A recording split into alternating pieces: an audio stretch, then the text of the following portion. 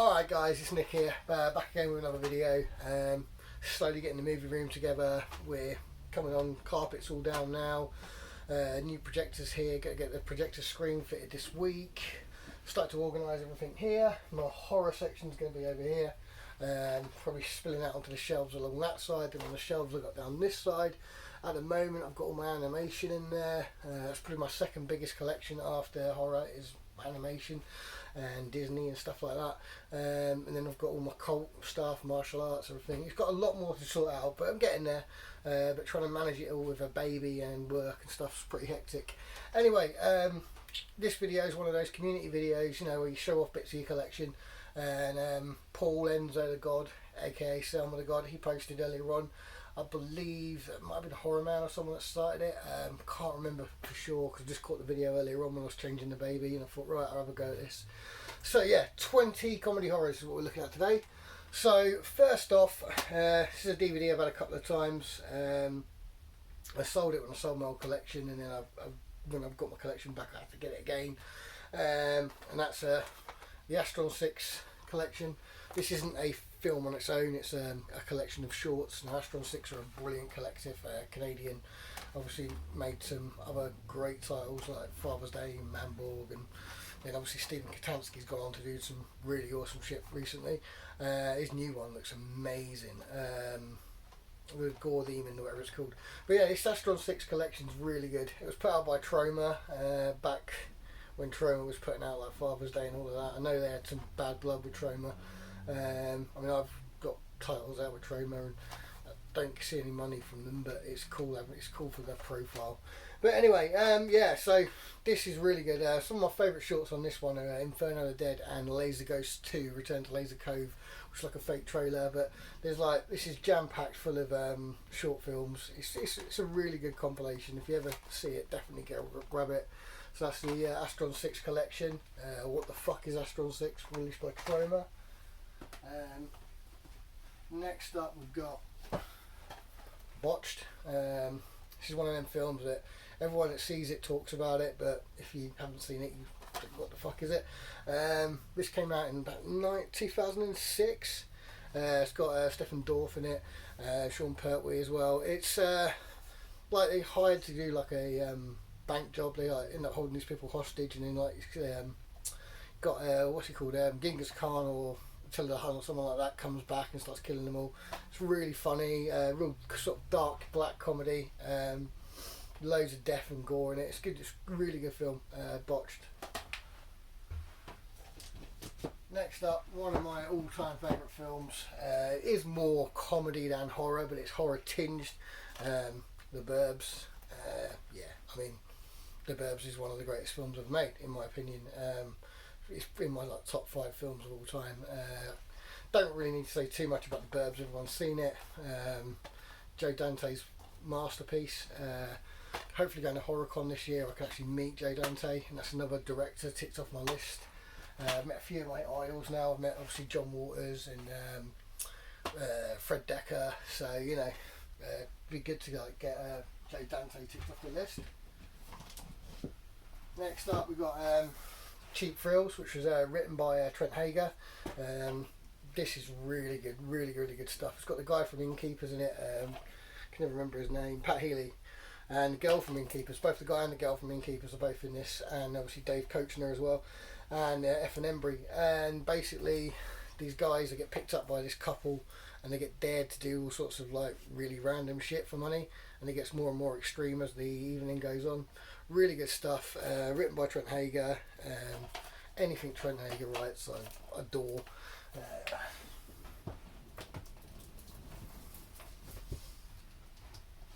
Next up, a classic. Everyone loves this, but I think it's one of the best horror comedies of all time, and that's Bride of Chucky.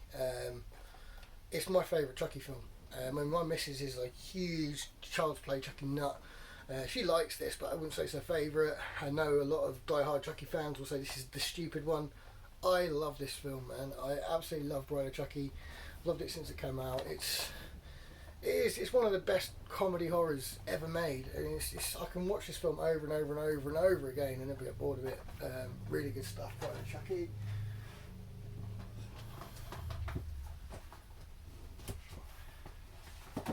next up we got Club Dread. So this is actually like a spoof slasher, but it's so good that I actually think it lives up really, really well as just an honest slasher movie. So it's Broken Lizard. Did Super Troopers and all of that. I think this is their best film. I do love Broken Lizard. I do like a lot of their films, but I honestly do think that Club Dread is probably their best film. I really, really enjoy this film. I think it's a legit good slasher, and it's really funny at the same time. Bill Paxton playing like that sort of Jimmy Buffett rip-off in it as well is really funny. So yeah, Club Dread.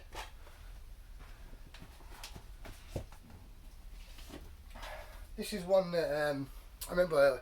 If you go right back to my YouTube videos from about 10 years ago, when this film was like coming out, I was really excited about it, and I remember picking it up as soon as it came out, paying full price for it, and then like about a month later, it ended up in Poundland. Deadheads, really, really, really good. Sort of buddy horror comedy, zombie comedy. It takes it a little bit different angle to like some of the other zombie comedies do. Kind of reminded me a little bit of Dead Heat, a little bit less actiony than Dead Heat, but yeah, like very similar, like to say zombie buddies, and yeah, it's good stuff. If you've never seen Deadheads, check it out.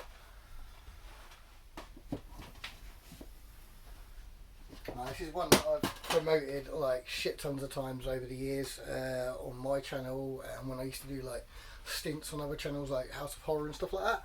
And it's Die and Let Live. This is a independent film from 2006. This is basically a remake of The Sandlot, but with zombies. So instead of kids losing their baseball in a dog, they're at a party and they lose the keys to the car over the fence when the zombie apocalypse is happening. It's really good stuff. It's directed by a guy called Justin Channel. I used to talk to him a lot in the Troma boards back in the day, back in around 2005, 2006, and it was him that actually sent me a screener of it. So this is still my original screener version from like just contact details and stuff. And hold it over there, but I doubt that number works anymore. But yeah, so yeah, this was back from then, but it is released. I mean, it has come out. I believe on Heretic. Yeah, I've seen it on DVD like quite a bit. It's got Henrik Kuto in it as well. A lot of people know him. He churns out films like Left, Right, Centre. But honestly, this is a really funny film. Really well made. And I've always thought it had pretty decent production values for a movie that's made by a bunch of kids on their summer holidays. I've shown it to other people and I said it does look really cheap, but I really enjoy it. So that's Die and Let Live. This one is just basically a bit of shameless self-promotion, really, and one of my earliest film, Dracula versus the Ninja on the Moon. I mean, this is awful, but it's one of the first films I ever made. It was a spoof of old B movies and like Godfrey Ho type stuff. So it's like a mixture of like cut and paste ninja stuff and really bad, cheesy, like B movies. I made it when I was at university. The original cut was black and white and went on far too long. People used to pass it around when they were stoned and quite liked it. And me and Mark, the guy that made it, we used to get a lot of people come up to you, you're the guy that made the Dracula Ninja film. Then when I started making films and had a bit of success with like Brutal Jesus and stuff like that, I tried my best to polish a turd and gave it like a weird sort of rotoscope animated look.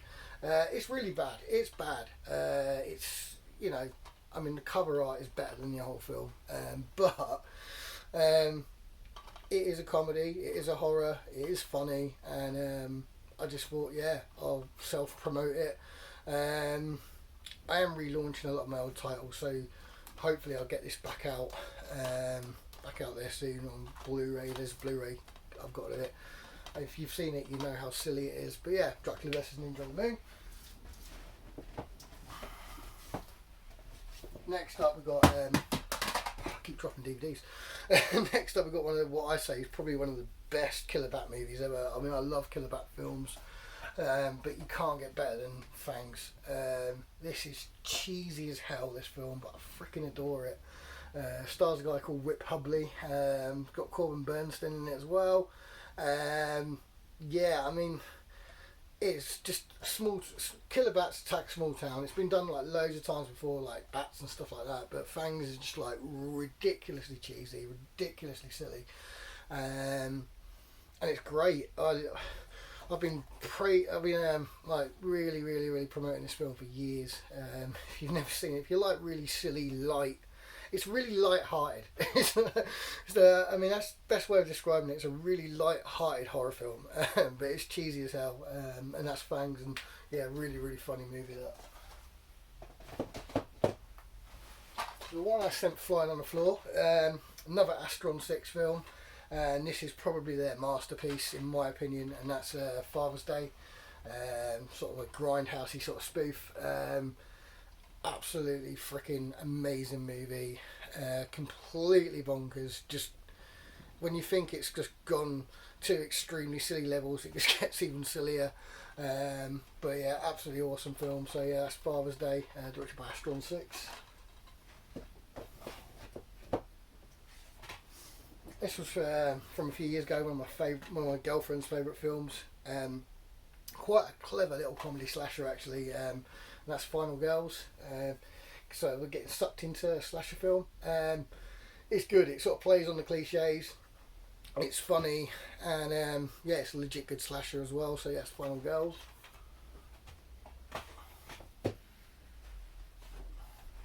Next up's a British film that back in the day it got quite a bit of hype, but then it sort of just like fizzled out, and now people just like never even like talk about this film anymore. And I mean, it was a really good addition as well. Like Anchor Bay put out a really good addition back in the day of this movie, and it's Freak Out. This was a really good British independent comedy from about 2005. Yeah, 2004, 2005. So basically, these two film geeks break this guy out of a mental asylum and try and turn him into a slasher killer. Really funny stuff. Really, just a legit good British comedy horror. Inspired me quite a lot actually. This sort of came out around the time I was starting to get into making films, so seeing something like this churned out in the UK gave me hope, and I started like pushing. So quite an inspirational film for me, this. And when I got together with my partner, it was a film that she loved as well, so I managed to buy her a copy when we first got together, so it's got sentimental value too. Next up, one of my all-time favourite movies. Again, anyone that's been following me for years will have heard me go on and on about this film. It is technically a horror. It's more of like an adventure comedy, but it's got supernatural elements, so I class that as horror. And that's Ghost Chase. If you've never seen this film, it's Roland Emmerich's second film. Basically these two special effects guys in Hollywood, young kids, they awaken this ghost, and it possesses one of their animatronic models, and they go on like a treasure hunt around Hollywood. I love this film. Banged on about it for years. I own quite a bit of stuff from it. I own like some promotional materials. I've got the original one sheet poster. I've had various editions. There is a German Blu-ray which is uncut, and it's got extra scenes, but all the extra scenes are in German, which sucks a bit. But I had it for a little bit, but I think I sold it to Gary or somebody. But yeah, Ghost Chase, freaking masterpiece.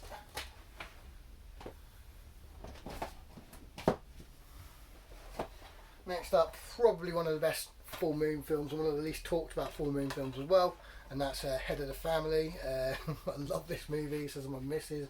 It's weird, it's batshit, it's got some really cool effects in it. Yeah, Head of the Family, that's what I can say about that one.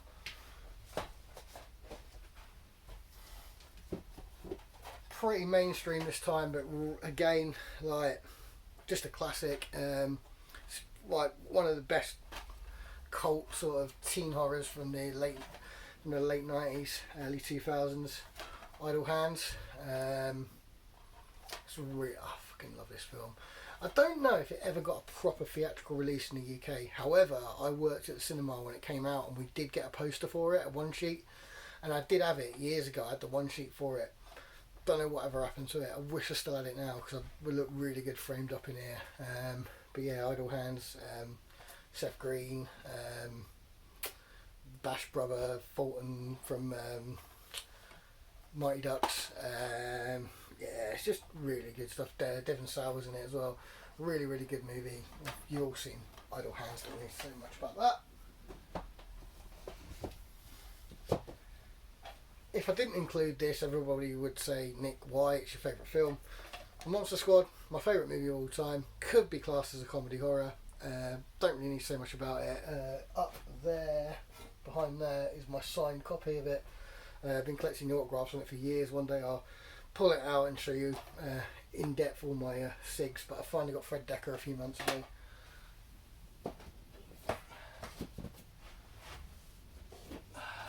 Next up we got Severance, one of Danny Dyer's actually good films. Not a big fan of Danny Dyer, but I must admit I do love Severance. Basically an office building trip, sort of team building trip out into the woods in Europe, and they all get hunted by a killer. Some pretty mad deaths in it. Just a really cool little sort of comedy horror flick, Severance.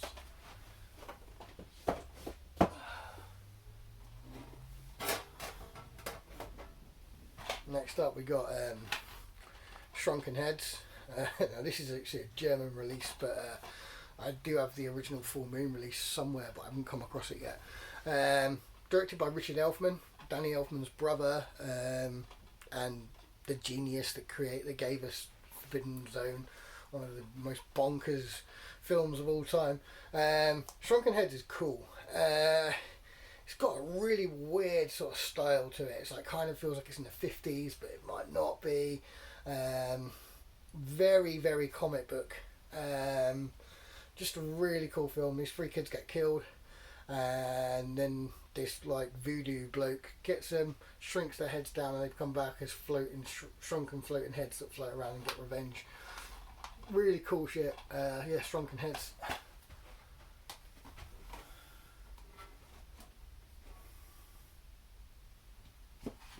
And the last one, really good Canadian film, pretty short but really, really worth checking out, and that's Werewolf Fever, directed by Brian Singleton.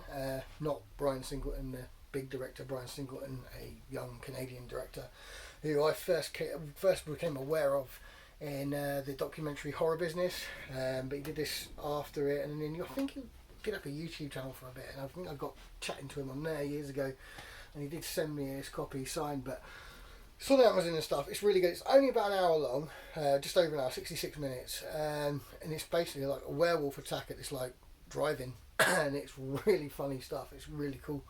Definitely worth checking out. So that's Werewolf Fever. So there we go, guys. That's my 20 comedy horror movies. It went on for 18 minutes of me waffling. Got a DVD and Blu-ray update to do soon. I have shot it already, but I might shoot it again. Gonna start trying to get some structured videos down.